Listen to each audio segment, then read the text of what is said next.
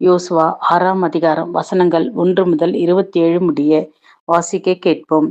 எரிகோ இஸ்ரவேல் புத்திரருக்கு முன்பாக அடைக்கப்பட்டு இருந்தது. ஒருவரும் வெளியே போகவும் இல்லை, ஒருவரும் உள்ளே வரவும் இல்லை. கர்த்தர் யோசுவாவை நோக்கி, இதோ எரிகோவையும் அதன் ராஜாக்களையும் யுத்த வீரரையும் உன் கையில் ஒப்பு கொடுத்தேன். யுத்த புருஷராகிய நீங்கள் அனைவரும் பட்டணத்தை சூழ்ந்து ஒரு தரம் சுற்றி வாருங்கள். இப்படி 6 நாள் செய்ய கடவீர்கள். 7 ஆசாரியர்கள் பெட்டிக்கு முன்பாக 7 கொம்பு எக்காலங்களை பிடித்து கொண்டு போக வேண்டும்.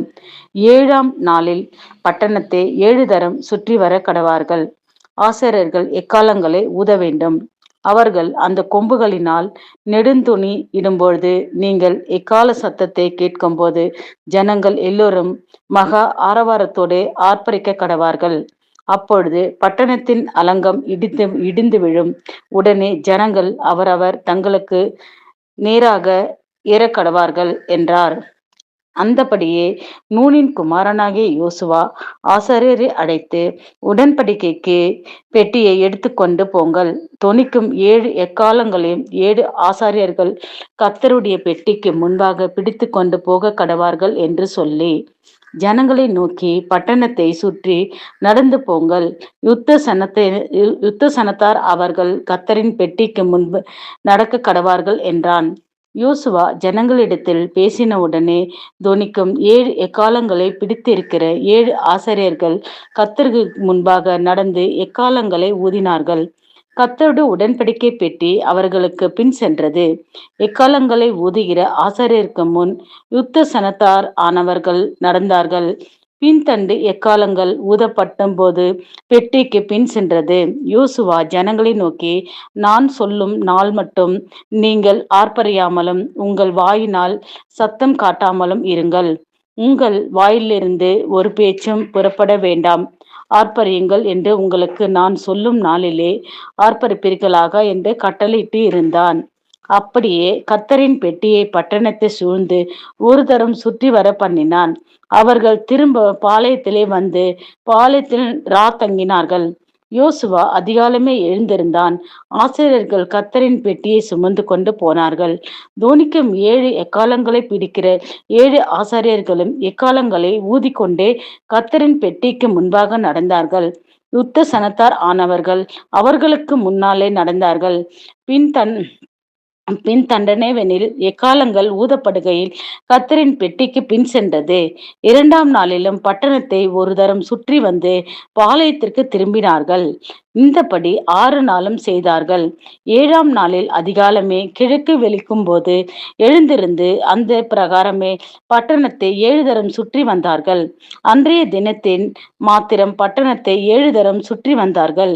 7ஆம் தரம் ஆசாரியர்கள் எக்காலங்களை ஊதுகையில் யோசுவா ஜனங்களை நோக்கி, ஆர்ப்பரியுங்கள், பட்டணத்தை கர்த்தர் உங்களுக்கு ஒப்பு கொடுத்தார்.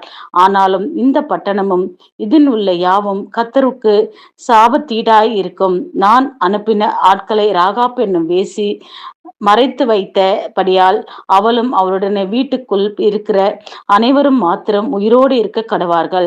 சாபத்தீட்டாட ஆனதில் ஏதாகிலும் எடுத்து கொள்ளுகிறதினாலே நீங்கள் சாபத்தீட்டால் ஆகாதபடிக்கு இஸ்ரவேல் பாளையத்தை சாபத்தீட்டாக்கி அதை கலங்க பண்ணாதபடிக்கு நீங்கள் சாபத்தீடானதற்கு மாத்திரம் எச்சரிக்கையா இருங்கள். சகல வெள்ளியும் பொன்னும் வெண்கலத்தினாலும் இரும்பினாலும் செய்யப்பட்ட பாத்திரங்களினாலும் கர்த்தருக்கு பரிசுத்தமானவைகளை அவைகள் கர்த்தரின் பொக்கிஷத்தில் சேரும் என்றான். எக்காலங்களை ஊதுகையில் ஜனங்கள் ஆர்ப்பரித்தார்கள். எக்கால சத்தத்தை ஜனங்கள் கேட்டு மகா ஆரவாரத்தோடு முழுக்குகையில் அலங்கம் இடிந்து விழுந்தது.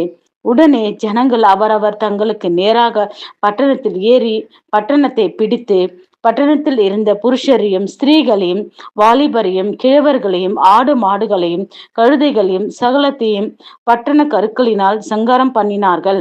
யோசுவா தேசத்தை வேவு பார்த்த 2 புருஷரை நோக்கி, நீங்கள் அந்த வேசின் வீட்டிலே போய் நீங்கள் அவளுக்கு ஆணையிட்டபடி அந்த ஸ்திரீயையும் அவளுக்கு உண்டான யாவையும் அங்கே இருந்து வெளியே கொண்டு வாருங்கள் என்றான். அப்பொழுது வேவுக்காரனான அந்த வாலிபன் உள்ளே போய் ராகாப்பையும் அவள் தகப்பனையும் அவள் தாயையும் சகோதரனையும் அவருக்குள்ள யாவையும் அவள் குடும்பத்தார் அனைவரையும் வெளியே அழைத்து கொண்டு வந்து அவர்கள் இஸ்ரவேல் பாளையத்திற்கு புறம்பே இருக்கும்படி பண்ணினார்கள். பட்டணத்தையும் அதில் உள்ள யாவையும் அக்கினினால் சுட்டெரித்தார்கள். வெள்ளியையும் பொன்னையும் வெண்கலத்தினாலும் இரும்பினாலும் செய்ய பாத்திரங்களை மாத்திரம் கர்த்தரின் ஆலயத்தின் பொக்கிஷத்தில் சேர்த்தார்கள். எரிகோவை வேவு பார்க்க யோசுவா அனுப்பின ஆட்களை ராகாப் என்னும் வேசி மறைத்து வைத்தபடினால் அவளையும் அவள் தகப்பனார் வீட்டாரையும் அவளுக்குள் உள்ள யாவையும் யோசுவா உயிரோடே வைத்தான். அவன் இந்நாள் வரைக்கும் இஸ்ரவேலின் நடுவிலே குடியிருக்கிறான்.